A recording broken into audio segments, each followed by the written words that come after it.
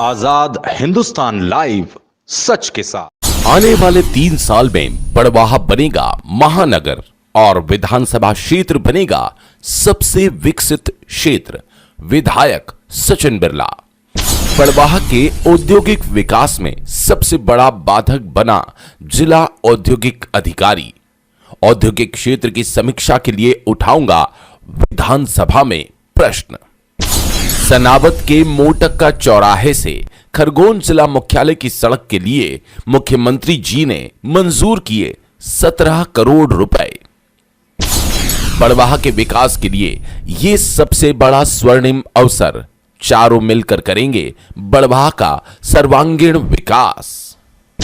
सुनिए बड़वाह के सबसे विकासशील एवं लोकप्रिय विधायक सचिन बिरला के साथ अब तक की सबसे धमाकेदार सीधी बात आजाद हिंदुस्तान के साथ। आज़ाद हिंदुस्तान लाइव में आपका स्वागत है। आज हम मौजूद हैं हमारे क्षेत्र के लोकप्रिय विधायक श्री सचिन जी बिरला के पास। विधायक साहब, आज़ाद हिंदुस्तान लाइव में आपका बहुत बहुत स्वागत है। सबसे पहले तो आपको बहुत बहुत बधाई कि सनावत से लेकर खरगोन तक जो रोड आज जर्जर अवस्था में हो चुका था, उसकी काफ़ी दिनों से मांग चल रही थी। कांग्रेस आंदोलन करने की तैयारी में भी थी, लेकिन आपने एक बड़ी राशि 17 करोड़ रुपए की मंजूर करवाई है। कैसे आपने अचानक ये उपलब्धि हासिल की और इस 17 करोड़ रुपए में क्या क्या काम होने वाले हैं? ये उपलब्धि अचानक हासिल की हुई नहीं है जी। भारतीय जनता पार्टी की सरकार विकास के लिए प्रतिबद्ध है और सबसे ज़्यादा अगर कहीं पूरे देश में और प्रदेश में काम हो रहे हैं तो वो सड़कें बनाने के हो रहे हैं जी। अच्छी सुगम यातायात के लिए सड़कें हों, जिससे आवागमन भी ठीक हो, ट्रांसपोर्टिंग का काम ठीक से हो, जिससे देश विकास के पथ पे चले। ये भाव हमारे देश के प्रधानमंत्री नरेंद्र मोदी जी के हैं और प्रदेश के मुख्यमंत्री मोहन यादव जी के हैं जी। और इस रोड की पिछले 8-10 महीने से लगातार जनता मांग कर रही थी। रोड जर्जर अवस्था में पहुंच गया, बड़े बड़े गड्ढे हो गए हैं क्योंकि बलकर चलते हैं, एनटीपीसी पास में है तो राख जाने का काम होता है यहाँ से। जी। तो ये सब चीज़ों के कारण ज़्यादा ट्रांसपोर्टिंग होने का ओवरलोड मतलब लोड ज़्यादा होने के कारण रोडें ख़राब हुई। इस बार हमने मुख्यमंत्री जी से मांग की, पीडब्ल्यूडी मिनिस्टर से मांग की कि ये रोड इस समय हमारे जीवनदायिनी रोड है। सनावत नेशनल हाईवे से खरगोन डिस्ट्रिक्ट को जोड़ने वाला रोड है जी। और ये बनना चाहिए, अच्छे से बनना चाहिए।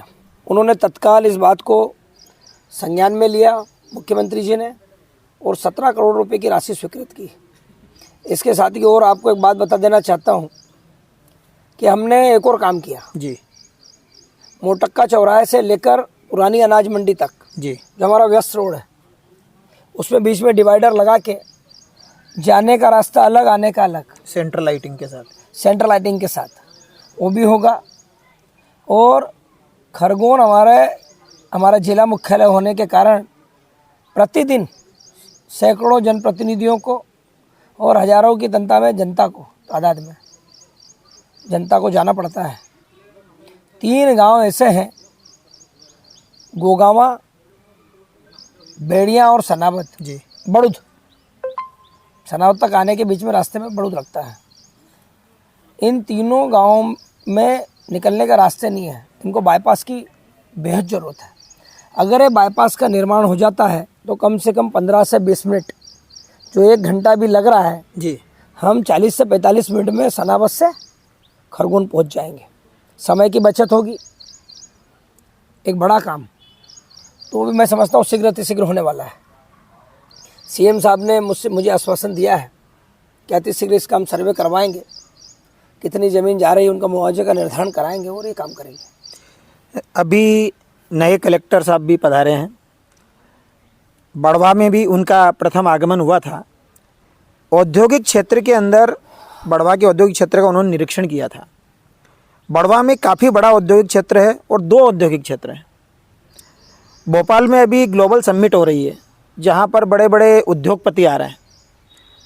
कलेक्टर साहब का ये कहना था कि हमारा प्रयास ये रहेगा कि यहाँ पर भी कोई बड़वा विधानसभा क्षेत्र के लिए कोई अच्छा उद्योग, बड़ा उद्योग आए। आपने उसके लिए क्या प्रयास किए हुए हैं, क्या रूपरेखा रखी हुई है, क्या आपने मांग की हुई है? जैसे ही कलेक्टर मैडम यहाँ पर आई जी, मैंने पहला विषय ये छड़ा कि हमारा औद्योगिक क्षेत्र है, 250 एकड़ ज़मीन हमारे पास है, लेकिन उसकी कार्य योजना ठीक से बनी हुई नहीं है। कार्य योजना का मतलब ये है कि अभी जैसे मैडम बोल रही हैं कि ग्लोबल समिट में हम उद्योग ले आएंगे, उद्योग ला ही नहीं पाएंगे। क्यों नहीं ला पाएंगे, उसके पीछे भी विषय है। वहाँ जितनी ज़मीनें हैं आवंटित हैं और कहीं ना कहीं प्रशासनिक लचरता के कारण, प्रशासनिक ढीलपोल के कारण जो हमारे जिला उद्योग में एक सोनी बैठे हुए हैं, उनकी लापरवाही के कारण ये औद्योगिक क्षेत्र मैं समझता हूँ कि इसको बढ़ावा देने के लिए हमको बहुत नीचे जाके प्रयास करने पड़ेंगे। वो प्रयास इस तरह से होंगे, मैं बात सीएम के संज्ञान में भी ला चुका हूँ जी, कि जितनी ज़मीनें जिन लोगों को आवंटित की है, सबसे पहले तो कई लोगों ने उसको किराए पे दे दी। बराबर। जिनको 1 एकड़ ज़मीन की आवश्यकता थी उनको 3-3, 4-4 एकड़ ज़मीनें अलाट कर दी और उद्योग ही नहीं। और उद्योग है ही नहीं। और दूसरा एक और काम हुआ, हमारे जो यहाँ के वो है जिला उद्योग के सोनी, उन्होंने एक और काम रोज़ करते हैं, आते हैं और यहाँ आने के बाद में उनको नोटिस देते हैं, नोटिस देने के बाद में कोई कार्रवाई करते नहीं है। तो जिस प्रयोजन के लिए जो ज़मीन दी है वो प्रयोजन पूर्ण हो रहा है, नहीं हो रहा है। मेरा बोलने का मतलब ये है कि अगर सागवान की फैक्ट्री है और उसको 10,000 15,000 फुट ज़मीन सरकार ने दी है, तो सरकार का नियम है कि 50% जगह पर कंस्ट्रक्शन होना चाहिए। बिल्कुल। आपका मैनेजर कौन है, आपके लेबर कितने होना चाहिए, कितनी व्यवस्था होना चाहिए, वो उद्योग कैसे ग्रो करेगा, उसमें किससे कंस्ट्रक्शन हो, मतलब निर्माण करना है, कितने में मशीनें लगानी है, और उसका उस ज़मीन का सही उपयोग हो रहा है, नहीं हो रहा है, ये देखने का काम जिला उद्योग का है। लेकिन ये ठीक उल्टा हो रहा है जी। कई लोगों ने ज़मीन आवंटित करा ली है, बढ़िया मार्केट निकाल दिए हैं, पीछे आराम से किराए पे दूसरों को ज़मीनें दे रहे हैं। इस ओर मैंने पूरा ध्यान हमारी कलेक्टर महोदया का आकर्षित करने की कोशिश की, लेकिन मैं समझता हूं कि ये विषय मुझे विधानसभा में लेकर जाना पड़ेगा और सीएम से आश्वासन लेना पड़ेंगे कि भैया 175 एकड़ ज़मीन पे जितने आपने उद्योग दिए हैं उनकी स्थिति तो देख लो। हम एक तरफ ग्लोबल समिट की बात करते हैं कि ये लाएंगे, उद्योग आएंगे, ज़मीन हमारे हाथ में है ही नहीं। ज़मीन उन्होंने जिनको दे रखी, उन्होंने जिस प्रयोजन के लिए दी, जितने दिन में उनको इंडस्ट्री खोलना थी 10-10 साल, 5-5, 7-7 साल हो गए, उन्होंने वहाँ इंडस्ट्री नहीं लगाई। बराबर। वो ज़मीन लेके बैठ गए। जो रोज़गार हमारे यहाँ के युवाओं को मिलना था वो उस रोज़गार से वंचित हो गए हैं।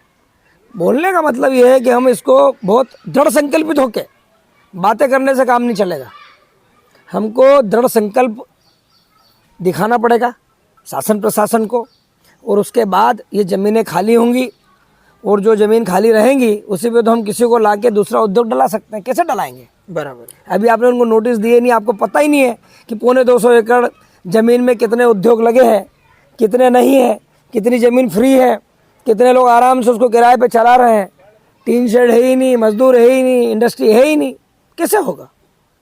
तो ये विषय में इस बार विधानसभा में प्रश्न ध्यानाकर्षण लगाऊंगा और उद्योग मंत्री से और सीएम साहब से अब मुझे चर्चा करना पड़ेगी, चूँकि ये मेरे क्षेत्र का एक महत्वपूर्ण विषय है जिसमें हज़ारों बच्चों को रोज़गार मिल सकता है, युवाओं को रोज़गार मिल सकता है।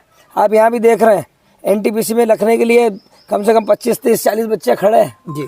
तो रोज़गार के अवसर पैदा ऐसे होंगे। जब तक कोई उद्योग नहीं आएंगे, जब तक कुछ होना नहीं है। तो ये अभी सब बातें चल रही हैं, मैं समझता हूँ इस पर बहुत ही ज़मीन पे जाके प्रयास करने की जरूरत है। मतलब औद्योग विभाग को चुस्त दुरुस्त करना पड़ेगा। 3 साल से एक ही व्यक्ति इस डिपार्टमेंट में बैठा है, कोई काम नहीं कर रहा है, 4-4 चिट्ठियाँ लिखी हैं। लेकिन इस बार हम लोगों को प्रयास करके बड़वा शहर को एक नई सौगात देना है, क्योंकि आने वाले समय में आप देखोगे कि बड़वा एरिया, जो बड़वा हमारा शहर है, वो इंदौर से लगा हुआ है और अभी वहाँ बहुत सारी संभावनाएं व्यापार को बढ़ाने की है, उद्योगों को बढ़ाने की है। आपने बड़वा की बात की। बड़वा का महेश्वर रोड एक व्यस्ततम मार्ग है। उस मार्ग पर अनाज मंडी भी है, महेश्वर जाने वालों की भीड़ भी रहती है। लेकिन हर 2-4 दिन में महेश्वर रोड के लोगों को आंदोलन करना पड़ता है, चक्का जाम करना पड़ रहा है उस सड़क की दुर्दशा के कारण से। आपके प्रयासों से मुख्यमंत्री जी ने उस सड़क को मंजूर भी किया है 4 लेन के रूप में, लेकिन उसका मूर्त रूप अभी तक ना कोई टेंडर हुआ है, ना कोई इसको प्रैक्टिकल रूप में कुछ हो पा रहा है। क्या आपके प्रयास हैं? मुख्यमंत्री जी शस्त्र पूजन के लिए महेश्वर आए थे जी, और मेरी ही डिमांड पर जी, मेरी ही मांग पर मैंने उनसे यही बोला था कि ये सीधा एबी रोड को जोड़ने वाला हमारा रोड है महेश्वर, हम ओमकारेश्वर से महेश्वर, कोई भी अगर बाहर से यात्री आते हैं, श्रद्धालु आते हैं, तो अगर वो महेश्वर आए हैं तो ओमकारेश्वर जरूर आते हैं, बिल्कुल। और अगर ओमकारेश्वर आए तो महेश्वर जरूर जाते हैं। पुण्य सलीला माँ जी का ये क्षेत्र मैं समझता हूँ कि इसके जय स्तंभ से लेके नेशनल हाईवे तक, बाईपास तक की घोषणा मैंने सीएम साहब से करवाई थी और एक स्लिप दी केवल जी। सीएम साहब भाषण कर रहे थे, मैंने एक स्लिप पूछी, उन्होंने तत्काल बोला कि सचिन बिरला तुम्हारे लिए भी हमें सौगात दे रहा है। तो मैं सब बहुत जल्दी काम चालू होगा और रोड चौड़ी होगी, बीच में डिवाइडर लगेंगे, लाइटिंग लगेगी और जाने का रास्ता अलग, आने का अलग बनेगा। और एक बड़ा काम हमारे इस तीर्थ नगरी में बोलूँ, क्योंकि महेश्वर और ओमकारेश्वर के बीच को कोई कनेक्टिंग, किसी को जोड़ने का काम कोई कर रहा है इन 2 तीर्थ स्थलों को, जी, तो बढ़ावा कर रहा है इस समय। बिल्कुल। तो बढ़ावा के विकास के लिए हम सब प्रतिबद्ध हैं और लगातार प्रयास कर रहे हैं। काटकूट आपका चुनावी वादा था और चुनाव के समय से आप एक मकसद के लिए हमेशा लड़ते रहे, काटकूट क्षेत्र में नर्मदा का जल लेके आना, वहाँ के खेतों तक नर्मदा का पानी लेके आना। आपने योजना भी मंजूर करवाई, लेकिन यदि प्रैक्टिकल रूप में देखा जाए तो अभी कोई खास वर्क वहाँ पर नज़र नहीं आ रहा, काम प्रारंभ हुआ नहीं, उसमें देरी क्यों हो रही है? इस समय काटकूट को एक बड़ी सौगात पूर्व मुख्यमंत्री शिवराज सिंह चौहान साहब ने दी, और जब मैं पहली बार सीएम साहब से मिला तो मैंने यही बोला कि काटकूट के 59-60 गांव हैं, उन गांवों में माँ नर्मदा का जल नहीं है, बाकी पूरा क्षेत्र हमारा सिंचित है। बराबर। तो माँ नर्मदा के जल से सिंचाई हो, खेतों तक पानी जाए, और वन क्षेत्र है, पशु पक्षियों को भी पानी मिले, और एक नदी है कनाड़ नदी और 2 नदियाँ जाती हैं उधर से, उन दोनों नदियों में साल भर पानी रहे, इसके लिए आपको एक बड़ी योजना देना है। तो उन्होंने ये पूछा कितना इन्वेस्टमेंट कितना होना है, कितने रुपए लगना है? क्या करीबन 2000 करोड़ रुपए लगना है। हंसने लगे। मैंने कहा मेरा यही एक उद्देश्य था राजनीति में आने का कि इस क्षेत्र को पानी मिले, यहाँ का किसान संपन्न हो, क्योंकि वो क्षेत्र हमारा दलित भाई का, हमारे आदिवासी भाई का है, वही लोग उधर ज़्यादा रहते हैं जी। इस वर्ग को ऊपर उठाने के लिए वो परियोजना बेहद ज़रूरी थी। उन्होंने सहर्ष स्वीकार किया, उसकी मंजूरी हो गई, पानी आ रहा है। अभी जंगल क्षेत्र में जितने वृक्ष लगे हैं उनको एरिया बनाया जा रहा है, उनको काटा जा रहा है, और वो उतने वृक्ष जहाँ कटेंगे वो दूसरे लगाना भी है जी। ये सरकार का नियम है। वो काम तेज़ी से चल रहा है और देश की सबसे बड़ी एजेंसी मेगा कंपनी को काम दिया है, जिसका रिकॉर्ड रहा है कि इस समय अवधि से पूर्व वो अपना काम ख़त्म करती हैं। तो 2.5 साल पौने 3 साल का समय है अभी, और आप देखोगे कि 2028 के पहले माँ नर्मदा का जल काटकूट के प्रत्येक गांव को मिलेगा। और परियोजना लेट लतीफ़ नहीं है, जो काम अभी स्ट्रक्चर जो मतलब अभी फर्स्ट स्टेप में काम होना है, उसमें थोड़ा सा किसी भी चीज़ को जमने में टाइम लगता है। 2-2 3-3 पंप हाउस बनने हैं और चढ़ाई पे पानी को लेके जाना है और फिर वहाँ से डाउन पे लाना है, तो ये एक बड़ा काम है। तो उसके लिए ज़मीनें ले ली हैं, मुआवजा तो मिलता नहीं, क्योंकि पता ऊपर की लाइन जाएंगे तो सब लोग किसान तैयारी है। तो वो सब काम हो रहे हैं और अति शीघ्र आप देखोगे कि बढ़वा नगर को इसका सबसे बड़ा लाभ मिलना है। और मैं हमेशा बोलता था, काटकूट क्षेत्र में जब जाता था तो मैं बोलता था कि एक दिन पानी लाऊंगा, हमारे आदिवासी भाई का 3 मंजिला मकान होगा, उसके घर के नीचे 4 पहिए की गाड़ी होगी और उसका बच्चा अच्छी कॉलेज में अच्छी जगह पढ़ेगा, शिक्षा पाएगा, उसके परिवार को रोजगार मिलेगा, उसके परिवार को शिक्षा मिलेगी, स्वास्थ्य मिलेगा। मेरे भाव रहते थे तो लोग मेरे को हंसते थे जी कि अरे नया लड़का पागल हो गया है, ऐसी बातें करता है, इतने गाँव में पानी कैसे ले आएगा। तो माँ नर्मदा को मैं हमेशा बोलता था कि ये मेरा संकल्प है, इसको आप मजबूती से आगे बढ़ाएंगे। तो माँ ने सुनी और माध्यम पूर्व मुख्यमंत्री माननीय शिवराज सिंह चौहान साहब को बनाया। और जो अभी हमारे वर्तमान के मुख्यमंत्री मोहन यादव जी, जब मैं उनसे भी मिला तो उनको भी यही बोला मैंने कि आप किसान के बेटे हो, ये परियोजना लेट हो रही है। तो उन्होंने तत्काल अधिकारियों को फ़ोन किए और उसी समय बात की और उन्होंने बोला उन सबको कि ये काम किसी भाव में तत्काल चालू होना चाहिए, पैसे की कमी नहीं आएगी आप लोगों को। तो ऐसे हमारे दोनों मुख्यमंत्री लगे हुए हैं, काम हो रहे हैं। और मैं समझता हूँ पूरे देश में मध्य प्रदेश सबसे ज़्यादा तरक्की करने वाला प्रदेश बनने जा रहा है, विकास की राह पे है और सभी काम धीरे धीरे पूर्ण हो रहे हैं। कोई समय था जब बड़वा शहर सबसे उपेक्षित शहर माना जाता था। कितने ही सांसद हुए, कितने ही विधायक हुए, कितनी ही सरकारें आई, लेकिन बड़वा शहर हमेशा पिछड़ा रहा। कहाँ भी ये जाने लगा था कि सनावत साइड के विधायक और सांसद होते हैं, इसलिए बड़वा का विकास नहीं होता। लेकिन वर्तमान में जो स्थिति है उसमें मुख्यमंत्री जी, कैलाश जी, सांसद जी, विधायक साहब, आप खुद और वहाँ की जो नगर पालिका के अध्यक्ष है राकेश जी और उनके परिषद, उनके प्रयासों से आज करोड़ों के काम वहाँ पर चल रहे हैं। अभी ब्रॉड गेज का काम और बाईपास का 4 लेन का काम भी लगभग पूर्णता की ओर है। आप आज से 3 साल बाद का बड़वा किस हिसाब से देखते हैं, किस नज़र से देखते हैं और आगे बड़वा क्षेत्र को आगे बढ़ाने के लिए क्या प्रयास है? मैं हमेशा बहुत देसी भाषा में बोलता था कि आने वाले समय में बड़वा इंदौर का बच्चा रहेगा, बराबर, महानगर का रूप ले लेगा। और वो बात आज सार्थक होते दिख रही है। बिल्कुल। एक तरफ जो हमारा बड़वा बेल्ट है उसके 60 गांव जहाँ पानी आ गया, आप समझ सकते हो कि व्यापार किस स्पीड से बढ़ेगा। फिर 4 लेन बनने से इंदौर की दूरी बड़वा की मात्र 40 मिनट की रह जाएंगी। और अभी आप देख रहे हो कि ज़मीन के भाव आसमान छू रहे हैं। जब मैं काटकुट जाता था तो गरीब आदिवासी लोगों को माइक से एक पहला विधायक होता है ये बोलता था कि ज़मीन मत बेचना, भूखे रह लेना, कर्जा हो तो पैर पकड़ लेना व्यापारियों के कि भैया इस साल ब्याज ले ले, अगले साल मैं मेरा मूल दे दूंगा। ईमानदार रहना। एक समय तुम्हारा ऐसा आएगा कि तुम बड़े बड़े सेठ लोगों को टक्कर दोगे। तो किसान ताली बजाते थे, वो आदिवासी ताली बजाते थे कि विधायक सही बोल रहा है।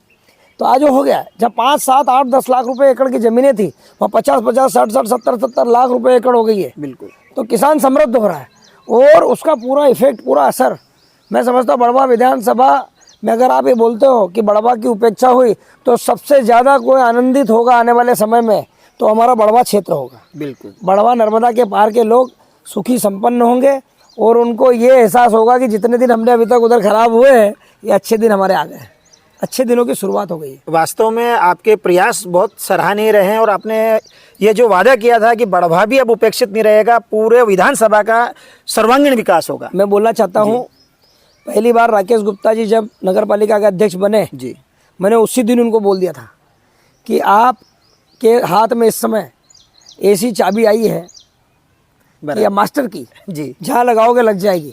क्योंकि नगरीय प्रशासन मंत्री कैलाश विजयवर्गीय जी हैं जी, हम सबके वरिष्ठ नेता हैं, बहुत गंभीर धीर गंभीर हैं, हर चीज़ को बड़ी बारीकी से समझते हैं और देखते हैं।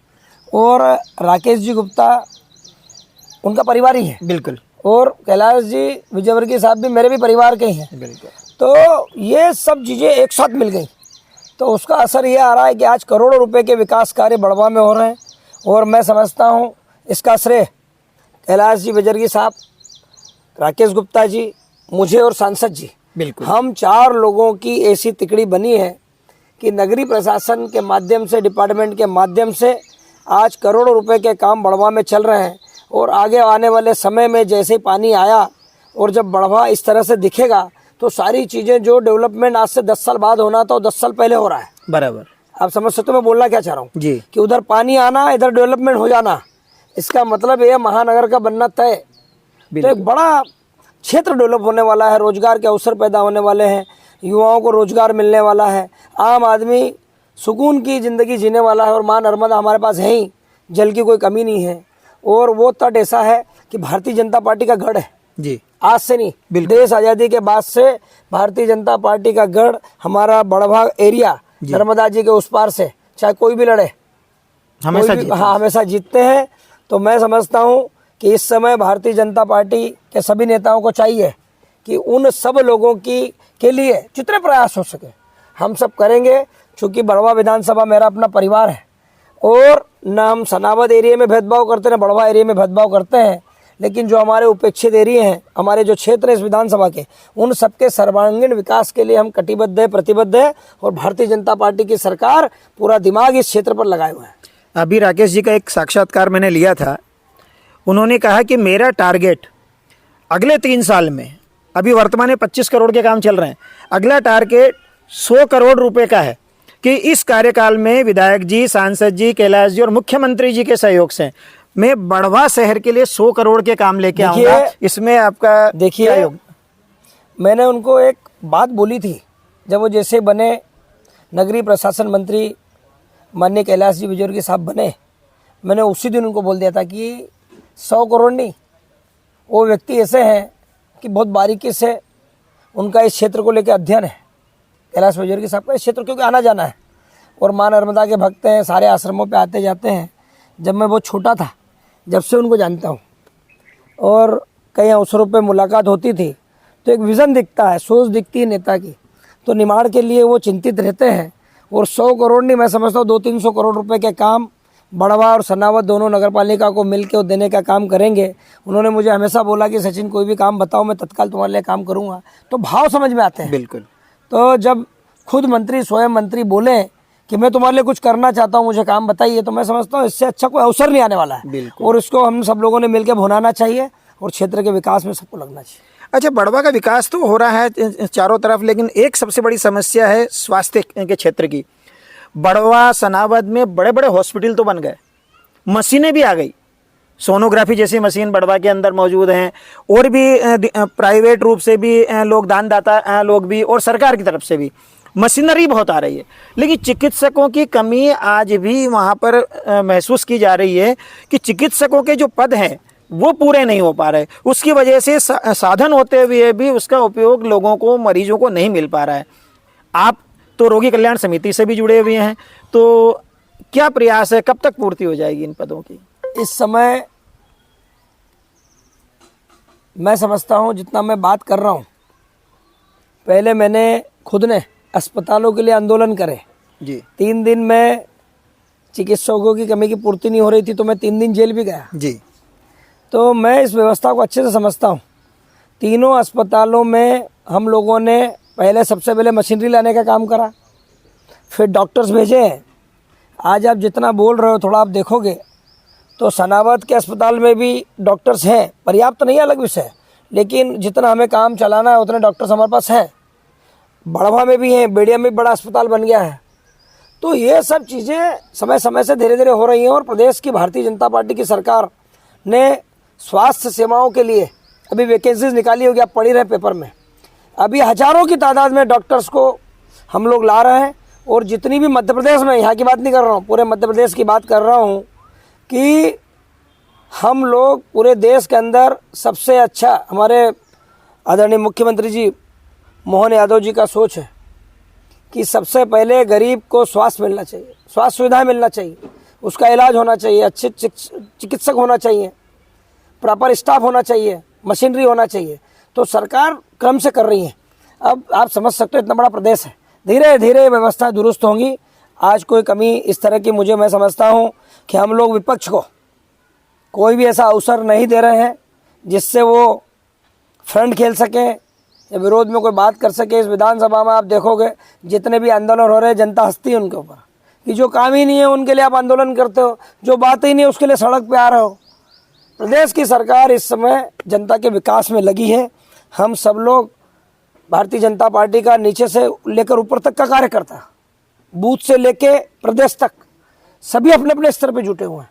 हम लोग वही डैमेज कंट्रोल करते हैं, वही समस्याओं को निपटाते हैं, वही बात करते हैं। और जितने विकास की बात हो रही है, आप इतिहास उठाओ, पिछले 25 साल का इतिहास बड़वा विधानसभा का उठाओ और मेरे 6 साल के कार्यकाल का उठाओ, बिल्कुल, तो आप देखोगे कि कई गुना काम ज़्यादा हुए हैं। और एक एक चीज़ पे खुद रोज़ सुबह पेपर पढ़ते हैं, जरा सी समस्या होती है तो हम लोग अधिकारियों से बात करते हैं, क्यों हुआ, काहे के लिए हुआ, कैसे हुआ, आप हमें डिटेल बताओ। तो ये सब चीज़ें हो रही हैं। जब जनप्रतिनिधि जागरूक होता है तो जनता को समस्याएं कम होती हैं, प्रशासन अलर्ट रहता है, चुस्त रहता है, दुरुस्त रहता है। तो ये काम हम सब लोग कर रहे हैं। एक बधाई और देना चाहूँगा आपको कि डाक बंगला प्रकरण बहुत चर्चित हुआ था पूरे क्षेत्र में, और वहाँ पर कुछ कब्जा करने की कोशिशें भी हुई। लेकिन अब नए कलेक्टर के आने के बाद में उसको पूरा वापस शासन के कब्जे में ले लिया गया है। उसकी बलि चढ़े 2 अधिकारी, एक एसडीएम साहब जिनको लाइन अटैच कर दिया, और एक टीआई साहब जिनके बारे में ये सा कहा जा रहा है कि उस मामले में लापरवाही के कारण से उनको लाइन अटैच किया गया। क्या देखिए, मैं बहुत क्लियर आपको एक बात बताना चाहता हूँ, जनता को ये बात पता नहीं रहती जी। जैसे मैं विधायक बना तो मेरा अपना काम करने का स्टाइल है। पुराने विधायक ने क्या किया वो उनके हिसाब से कर रहे थे, लेकिन मैं आया, मैंने अपना काम किया। वैसे ही कलेक्टर जैसे ही बदलते हैं, कलेक्टर नया है, उन्होंने प्रशासनिक व्यवस्था को चुस्त दुरुस्त करने के लिए, ये व्यवस्था उनकी खुद की अपनी है भाई, ठीक है। एक व्यक्ति ने 3 साल काम कर लिया, अब उसको अगर उठा के किसी और डिपार्टमेंट में डाल दिया, कहीं और ले जाके बिठा दिया, तो इसका ये थोड़ी मतलब है कि बलि चढ़ गए। ये तो प्रक्रिया है, प्रशासनिक प्रक्रिया है। प्रशासन को चुस्त दुरुस्त रखने के लिए जो आदमी जहाँ फिट होता है उसको वहाँ किया जाता है, उससे काम लिया जाता है। तो एक व्यवस्था है ट्रांसफ़र की, तो ट्रांसफ़र होते रहते हैं, और इसमें कोई भला बुरे वाली बात नहीं है। ये तो हम आप कहते हैं कि फलाना बलि चढ़ गया, फलाने के साथ ऐसा हो गया, ऐसा कुछ भी नहीं है। सब अपना अपना काम कर रहे हैं, और जिस तरह से सरकारें आती जाती हैं वैसे ही अधिकारी भी आते जाते हैं, वो अपना काम करते हैं। जितने दिन उनको अवसर मिला, चाहे एसडीएम की बात कर रहे हैं, चाहे आप टीआई की बात कर रहे हैं, उनको जितने दिन का अवसर मिला उन्होंने अपना बखूबी निभाने की कोशिश करी। हमने शुरू दिन जैसे ही हमको रात में पता पड़ा कि ऐसे ऐसे घटनाक्रम हुआ है, बिल्डिंग को नीचे ध्वस्त कर दी गई है पूरा, मैं वैसे ही सेकंड के बाहर था। दूसरे दिन सारे अधिकारियों को लेकर वहाँ पहुँचा। हमने एक ही लाइन बोली कि सरकार की ज़मीन पर कब्जा तो किसी भाव में होने नहीं देंगे, चाहे कुछ हो जाए। बिल्कुल। हमने धीरे धीरे काम को आगे बढ़ाया, क्योंकि अगर वो कोर्ट चले जाते हैं हाँ। तो जितना हम कर पाए वो कर नहीं पाते। हमने धीरे धीरे उनको भी समझाया, भाई आपकी ज़मीन निकलेगी, हम आपको देंगे। मैं पहले बोल चुका था, बिल्कुल, लेकिन तुम्हारी ज़मीन ही नहीं है तो कहाँ से देंगे। हमने अपनी ज़मीन निपवाई, हमारे तार खुट्टे करवाए, हमारा अधिकार लिया, और सरकार की ज़मीन को जाने नहीं देंगे। और अभी हम वहाँ पर वो ज़मीन पर्यटन विभाग को देने का काम, अभी 15-20 दिन पहले मैंने कलेक्टर को चिट्ठी भी लिखी है कि आप इसको एक डिपार्टमेंट को देना चाहते हैं, पर्यटन विभाग वो अपना काम करना चाहता है, बराबर, तो देंगे। और वहाँ पर पर्यटन विभाग कुछ बना है, उनके अगर उसके उसमें आता है, उतनी जगह में उनका काम हो जाता है, तो हम किसी और डिपार्टमेंट को उसको हैंड ओवर करेंगे, ट्रांसफ़र करेंगे, और वो ज़मीन देके वहाँ सरकार का कोई बड़ा बिल्डिंग बनेगा, कोई अच्छे प्रयोजन में काम आएगा।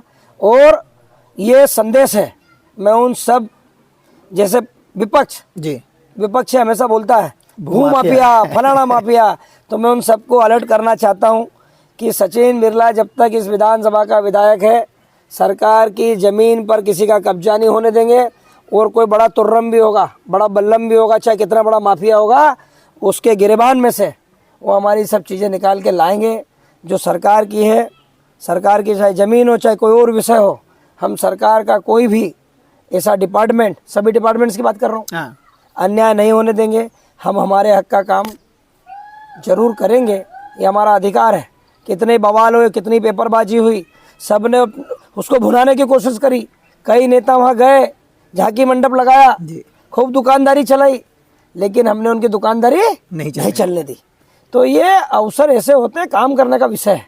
और जो हमारी कलेक्टर महोदय आई है, बड़े ही गंभीर, चिंतनशील, जागरूक भी हैं, हर बात को गंभीरता से लेती हैं, तत्काल फ़ोन जाता है वापस फ़ोन करती हैं।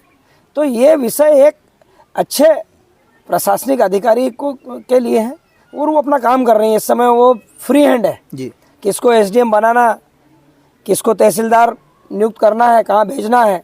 क्योंकि आज पूरे ज़िले के अंदर मैं समझता हूँ सबसे बड़ी तकलीफ आ रही है राजस्व प्रकरणों को लेकर। बिल्कुल, चाहे सीमांकन की बात हो, चाहे बटांकन की बात हो, अवैध अतिक्रमणों की बात हो, और छोटे छोटे गरीब लोगों में जुल्म की बात हो, ज़मीन जायदाद को लेके, छोटे छोटे मकानों को लेके, कोई भी आगे छत निकाल देता है, कोई किसी ज़मीन पे जाके कब्जा कर लेता है। तो हम लोग लिस्ट बना रहे हैं, और एक बड़ा अभियान आने वाले 15, 20, 25 दिन के बाद इस विधानसभा में आप देखोगे कि उन्हीं लोगों को बुला के एसडीएम कार्यालय कोई एक जगह चिन्हित करेंगे, वहाँ पे जिले से भी अधिकारी आएंगे, हमारा एसडीएम रहेगा, हमारा तहसीलदार रहेगा, हमारा आरआई रहेंगे, हमारे पटवारी रहेंगे, और वो 50, 100, 150 प्रकरण है जो मैंने लिस्टेड किए हैं, उनकी लिस्ट बना ली है, उन सभी लोगों को न्याय दिलाने का काम करेंगे। जिसके नाम पर ज़मीन हो उस व्यक्ति को मिले, जिसका घर है उसको घर का कब्जा मिले, और जितने प्रकरण हैं उनको जीरो पर लेकर आएंगे। और हम लोग, ये हमारा निश्चित समझिए कि जो कलेक्टर महोदय आई है वो जिस तरह से अपनी संवेदनशीलता से काम कर रही हैं, जितनी जागरूकता से और मेहनत कर रही हैं जी। मैं देख रहा हूँ पिछले 10 दिन से प्रतिदिन मैं न्यूज़पेपर जैसे सुबह उठाता हूँ तो ये पता पड़ता है आज वहाँ गई, वहाँ ये देखा, वहाँ ये देखा, तो वो समझने की कोशिश कर रहे हैं। भी नहीं है, थोड़ा सा जिला बड़ा है, बड़े ज़िले को समझने में थोड़ा वक्त लगता है, और किसी भी नेता हो चाहे प्रशासनिक अधिकारी हो, उसको आप जब तक समय नहीं दोगे वो अपना 100% नहीं दे पाता है। बिल्कुल, तो ये होना चाहिए, हो रहा है। ये थे विधायक सचिन जी बिरला, जिन्होंने बड़वा विधानसभा क्षेत्र के सर्वांगीण विकास के लिए हर योजनाओं पर हर प्रश्न का खुल करके जवाब दिया। और आपका भी सपना है कि इस कार्यकाल के खत्म होते होते बड़वा का सर्वांगीण विकास हो और हम निरंतर बड़वा विधानसभा क्षेत्र को आगे बढ़ाते